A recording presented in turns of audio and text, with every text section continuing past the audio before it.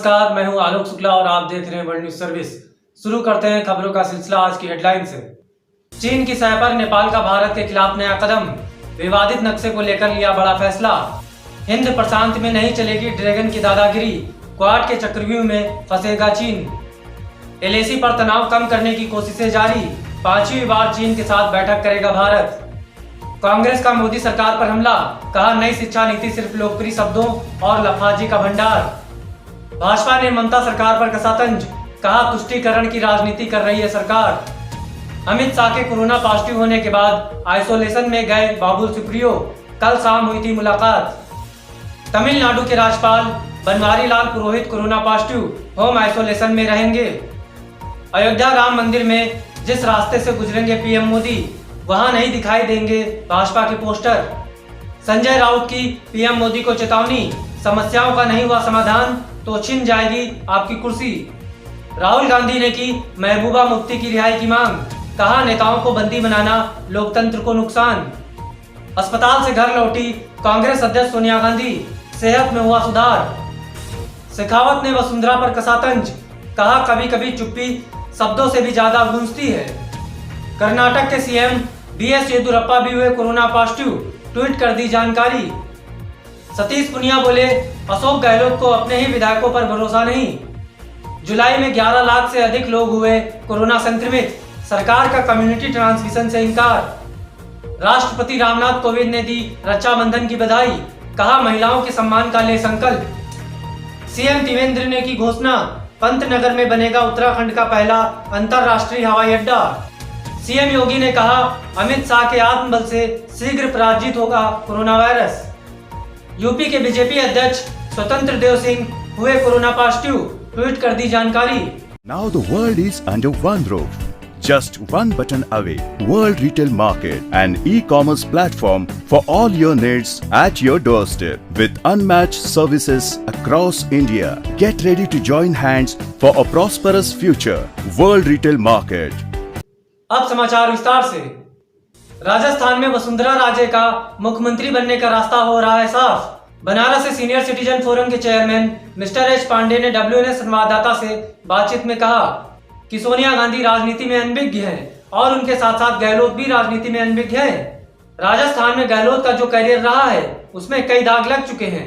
कई अधिकारियों व मंत्रियों के पोस्टिंग व ट्रांसफर में रिश्वत लेने का आरोप है, तो गहलोत की राजस्थान में कोई खास इमेज नहीं है।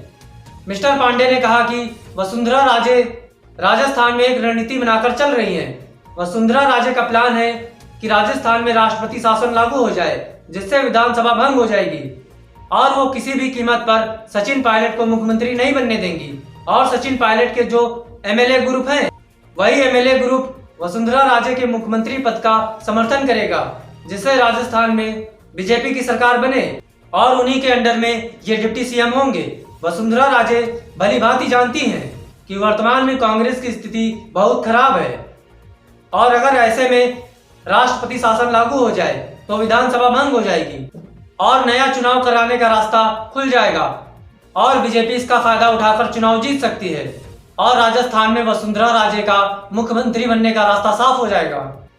चीन की सह पर नेपाल का भारत के खिलाफ नया कदम, विवादित नक्शे को लेकर लिया बड़ा फैसला।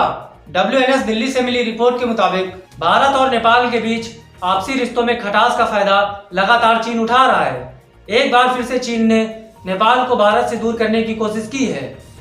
चीन के उकसावे पर नेपाल अब अपने देश के विवादित नक्शे को गूगल और भारत समेत अंतरराष्ट्रीय समुदाय को भेजने की तैयारी कर रहा है।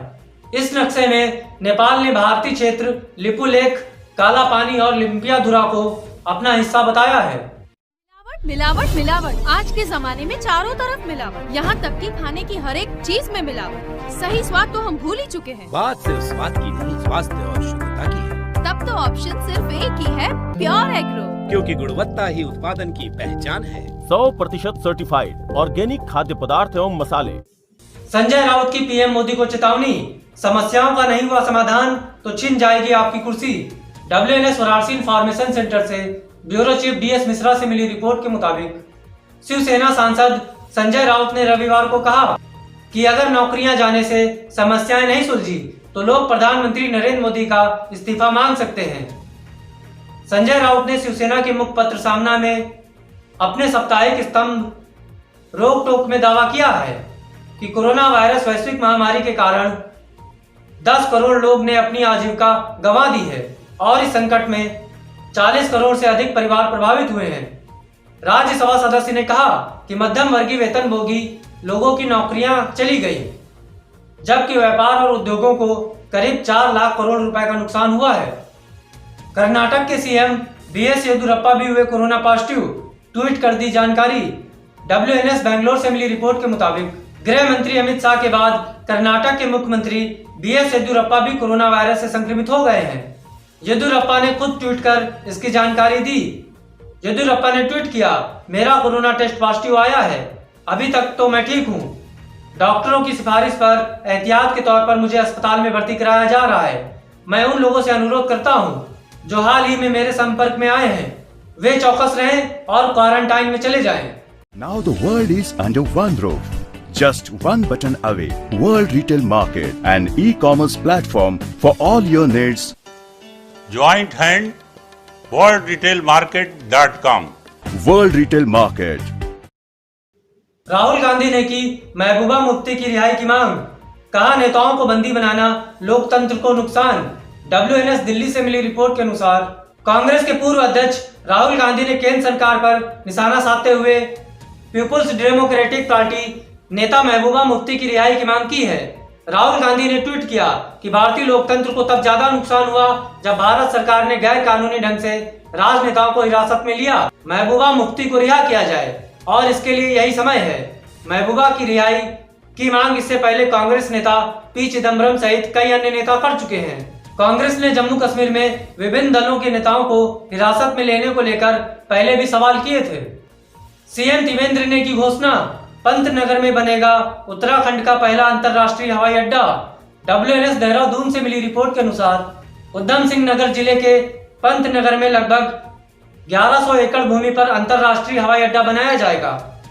प्रदेश के मुख्यमंत्री त्रिवेंद्र सिंह रावत ने घोषणा करते हुए कहा कि यह उत्तराखंड का पहला अंतर्राष्ट्रीय हवाई अड्डा होगा।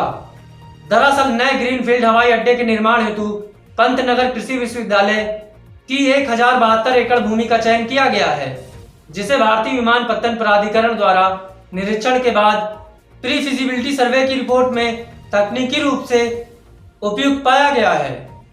इसी के साथ आज की खबरों में बस यहीं तक। कल फिर मुलाकात होगी कुछ नई खबरों के साथ।